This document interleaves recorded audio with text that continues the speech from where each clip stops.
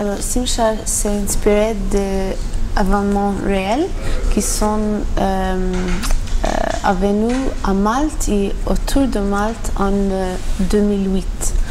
Alors, il y a deux histoires. Il y a une histoire d'un groupe d'immigrantes qui viennent de la Libye pour traverser le Méditerranée et qui sont dans la mer. Après le bateau a un accident. Et on a aussi une famille maltaise de pêcheurs qui, après un accident à bord le bateau de pêche, sont dans le même mer à le même temps. Et les deux histoires, ils ont des parallèles. Et alors il y a beaucoup de personnages dans cette film, il y a beaucoup de bateaux, beaucoup de mer, beaucoup de Méditerranée.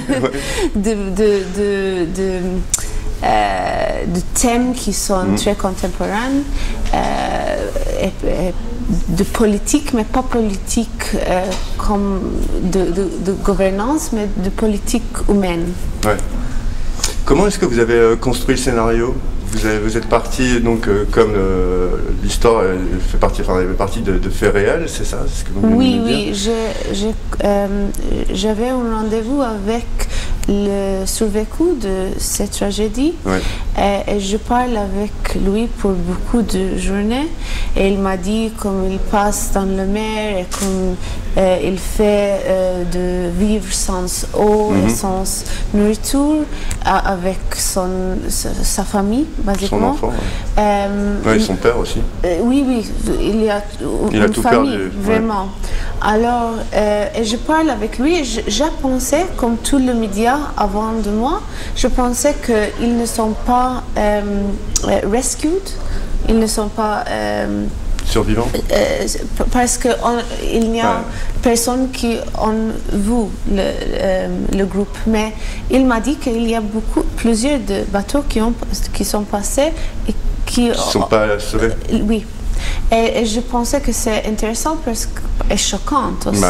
Alors je fais beaucoup de recherches et je trouve que dans le Méditerranée, à ce moment et à ce moment-là, en 2008 et avant et aussi après, il y a des histoires sur la mer qui les personnes ne s'arrêtent plus par rapport au... Non, on ne s'arrête plus parce qu'il y a beaucoup de...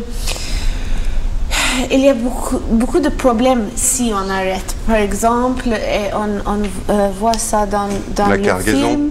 Par exemple, on a un problème d'insurance, par exemple, et de mercantile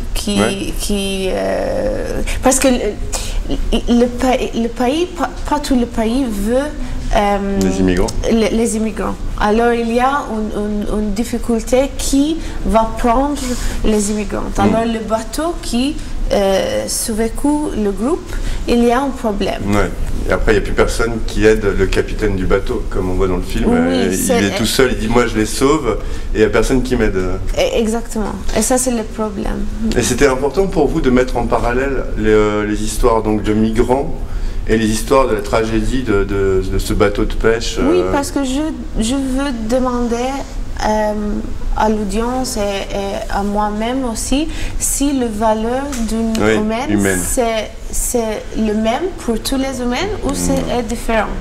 Parce que si le bateau qui ont passé la famille maltaise, si ils savaient qu'ils ne sont pas immigrants mais qu'ils sont maltaises, ils se seraient arrêtés. Oui. Et ça, c'est un problème, je pense. Et vous avez travaillé qu'avec des comédiens professionnels ou alors vous avez utilisé aussi des comédiens amateurs? C'est un mélange en effet parce que nous avons de personnes qui ne sont pas des acteurs, par exemple, de pêcheurs et d'immigrants ils jouent leur même rôle parce qu'ils sont vraiment des pêcheurs et vraiment d'immigrants. Et qu'il vous fallait la tête. Et ils ont le visage on ne peut pas faire semblant. Oui, il y a aussi des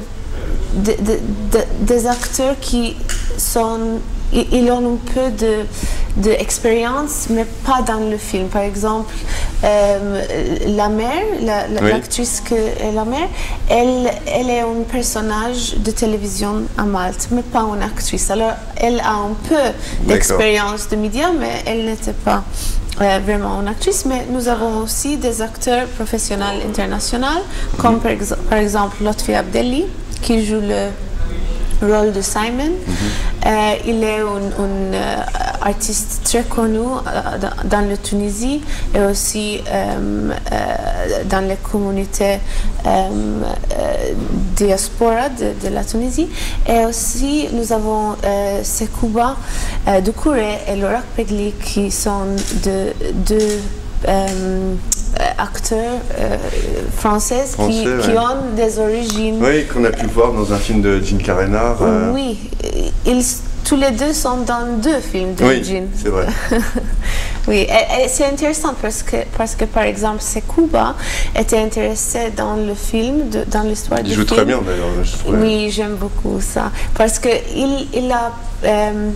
son père, il était immigrant, mais il n'avait jamais discuté ça avec son père. Alors, il a pensé sur son histoire familiale et tout ça pour ce rôle. Alors, c'est un rôle très personnel. Pour lui. Il s'est investi personnellement dedans. Est-ce que c'est votre premier long métrage? Oui, c'est mon premier long métrage. C'est un long métrage un peu difficile avec le mer, les enfants, les animaux, les bateaux. Mais je trouvais déjà, ce qui m'a surpris, c'est au niveau l'esthétisme. L'esthétisme est vraiment très bien travaillé. Je me suis dit, pour un premier long métrage, vraiment bravo. Il y a pas mal de plans, quasiment tout se passe sur l'eau en plus, donc c'est ce qui est les conditions les plus difficiles, je pense, pour un tournage cinématographique. Très difficile. Vous pouvez nous en parler un peu? Oui, il est connu que c'est très difficile de tourner sur le mer et tout le monde me dit ça, mais je dis mais oui, c'est difficile. Mais quand on tourne, parce qu'on fait par exemple une personne ici et la caméra ici, et on dit rolling, et à ce moment, quand on gire, la caméra c'est ici et la personne c'est ici, parce que tout bouge. Tout bouge. L'éclairage, le soleil, la position du bateau. Et aussi, les lumières sur l'eau, les réflexions, c'est toujours différent d'un instant à l'autre, d'une minute à l'autre. Alors, un moment c'est très clair et un autre moment c'est très noir. Et c'est très difficile pour la continuité et tout ça, mais aussi parce que nous n'avons pas beaucoup de ressources ou pas assez de ressources. Nous avons tourné une pièce en novembre et l'autre pièce en avril. Alors il y a beaucoup de mois de différence. Au niveau du temps, du soleil ou pas, non? Oui, mais aussi la mer. La mer. Alors il y a par exemple une scène qui est demi-tournée en novembre et l'autre demi en avril.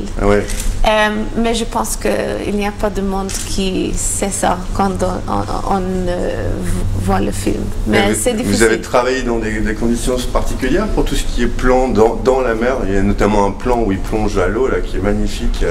Oui, mais nous avons fait demi dans la mer et l'autre demi dans une piscine de tournage. D'accord. C'est important parce que nous avons une petite. Nous avons une comédienne que le maltais n'était pas son langue, alors c'est très difficile pour lui. Et c'est Kuba qui ne nage pas. Non. D'accord. Alors c'est très difficile de faire cette scène dans l'eau, mais aussi pour avoir plus de contrôle. C'est important. Par rapport aux caméras. Mais le grand bateau, il n'entre pas dans la piscine. Alors c'est demi dans la piscine et l'autre demi dans l'eau. Est-ce qu'il y a eu, vous avez rencontré des limites par rapport au tournage ou par rapport à ce que vous ne vouliez pas montrer pendant le tournage? Est-ce que vous m'aviez parlé des difficultés par rapport au fait de tourner sur l'eau, le fait de tourner avec des enfants aussi? Oui, il y a beaucoup de problèmes. Par exemple, aussi avec l'immigrante, parce que nous avons un personnage qui a quitté sans rien dire le tournage. Le tournage. Et c'est très difficile pour nous parce que il avait un rôle. C'est pas seulement un extra dans le background, il a un rôle et il est parti. Mais nous avons déjà tourné et nous n'avons pas assez journée pour le refaire. Non. Alors, il y a des choses comme ça. Et aussi, par exemple, un jour, de bateau c'est resté dans le douane. Alors, nous avons commencé 3 heures tard à tourner. Oui, alors il y a beaucoup de choses. Et aussi avec les animaux, parce que nous avons des animaux, par exemple le chat, le scène avec le chat. Et ça, c'est difficile aussi parce que le chat doit être pas dangereux pour les enfants. Aussi, on a besoin de... il ne peut pas avoir le chat pour plus de 20 minutes. Ah bon? 20 minutes, et puis le chat doit reposer. Notre 20 minutes. Oui. Pour le droit des animaux et tout ça. Et c'est important, mais c'est difficile de travailler comme ça. Entre les enfants. Et est-ce que vous travaillez sur des nouveaux projets, sur un nouveau long métrage Oui, je commençais à travailler sur le scénario et sur le développement et tout ça. Et c'est encore tôt dans le process. J'espère qu'il sera plus vite que le process de Simchar, parce que Simchar... Vous avez mis combien de temps à le monter? J'ai eu l'idée quand il est passé dans 2008, mais nous avons tourné dans 2013. Alors, 5 ans. Alors 5 ans, et depuis le tournage, après le tournage, il y a beaucoup de travail aussi, de distribution, de festival, de post-production avec la musique. Donc là, il a été fini de monter Simchar en 2014, c'est ça? Oui. D'accord. Oui, c'est une longue... Parce qu'à Malte, on n'a pas de... C'est pas comme, par exemple, en France, vous avez beaucoup de films indigènes. Nous n'avons pas de ça. Je crois que c'est le premier film, le premier long métrage maltais, c'est ça? Oui, oui. Nous avons de longs métrages, mais ils sont, par exemple, le dernier épisode d'une série de télévision, comme ça. Et nous avons un demi-métrage, comme on dit. Un moyen métrage en 1965, quelque chose comme ça. Mais c'est vraiment rare.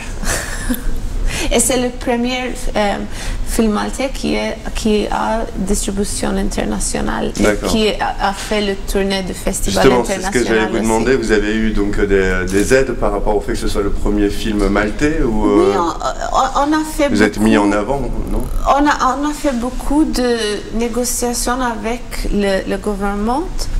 Et on a commencé un film fund pour la première fois. La semaine prochaine, on aura un autre film maltais qui a le soutien de ce film fund. Alors, on commence à avoir des films. À cause aussi de les structures que nous avons fermées pour faire Simchar. Et là, du coup, vous allez le présenter dans d'autres festivals, Simchar? Oui, nous avons été dans beaucoup de festivals et je suis très fière de ça parce que c'est très intéressant à voir. Il est représentatif complètement de la situation, même encore aujourd'hui, alors que vous avez eu l'idée il y a quasiment 10 ans. Ça, c'est intéressant aussi parce que quand j'ai commencé, je pensais que le thème de l'immigration, c'est très urgente et très contemporaine. Bah oui. Mais c'est avant le printemps arabe, c'est avant le conflit en Syrie, c'est avant tout ça. Alors je pensais que c'est peut-être que quand je finis le film, cette situation c'est fini, mais c'est pas comme ça. Oui. C'est toujours plus pire. C'est terrible. C'est terrible. Parce que vous avez eu l'idée en 2008, on est en 2016. Oui. Et donc c'est 8 ans après. Le média n'avait pas beaucoup de coverage, you know, comme aujourd'hui. Aujourd'hui, c'est très différent. Mais en 2008, il a vraiment un peu d'histoire dans le média. C'est une situation très tragique. Merci beaucoup. Merci à vous.